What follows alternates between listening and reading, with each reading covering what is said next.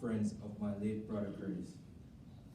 For those of you who don't know me, I'm Dalton Miller Jr., who's also here with my mom, Petrona Miller, stepmom, sisters, Engrid, Janice, Rachel, brothers, Dwayne Miller, Damon Miller, Kevin Miller, cousin Mario from traveling all the way from Jamaica, and cousins from all over the United States.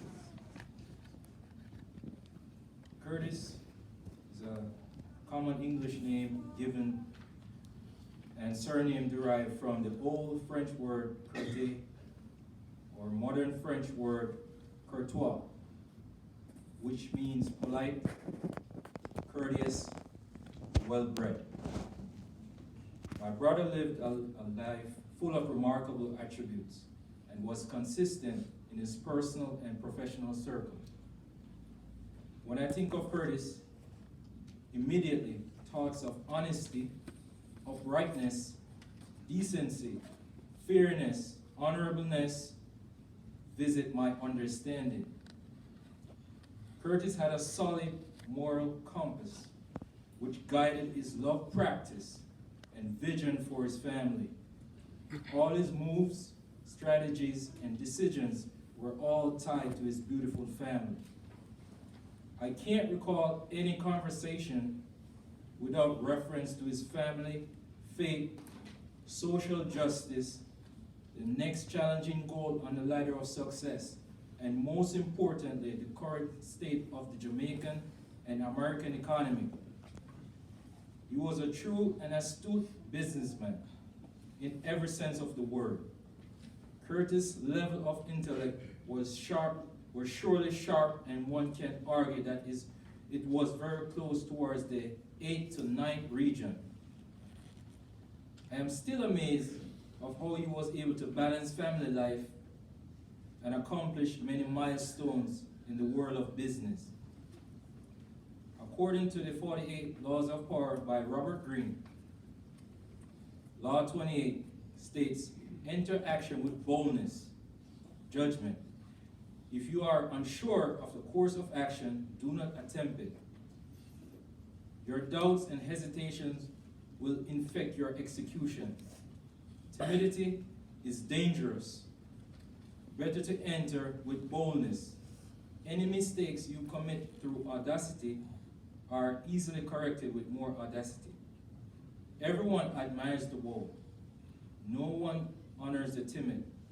Well, Mr. Green, I can proudly say my brother Curtis lived his life and with sheer audacity in every aspect of his being.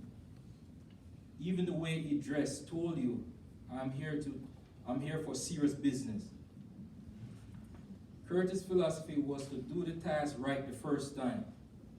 It's very difficult to sum up Curtis' well-rounded character, but let's not forget, he was full of fun, joy, and laughter.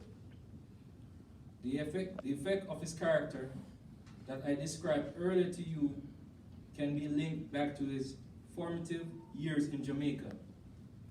During that time, before Walia, Issa, Malachi, Mimi, and the Moina family, Curtis and his siblings were under strict and military-style upbringing through the much talked about Daddy Miller, Dalton Miller Sr. My dad was the type of person that used cassava starch to iron his police uniform. One look at his pants pleats and you could tell he means business. I am sure people who know of my dad can attest to the picture I just painted. My dad's way of love practice was hard to understand at that tender age, but as I grew old, I realized that he wanted the best for us. Simply put, my dad was a strict person, but he had a warm smile and a caring personality which extended to the community that Curtis and his siblings grew up in. Curtis was constantly on the go, and I came to the conclusion that he was wired with a code to loop all the time. There was no stopping him once his mind was made up to complete a task. I can recall one sunny afternoon in St. Joseph, Michigan, as Curtis washed Wally's car that was parked in the driveway.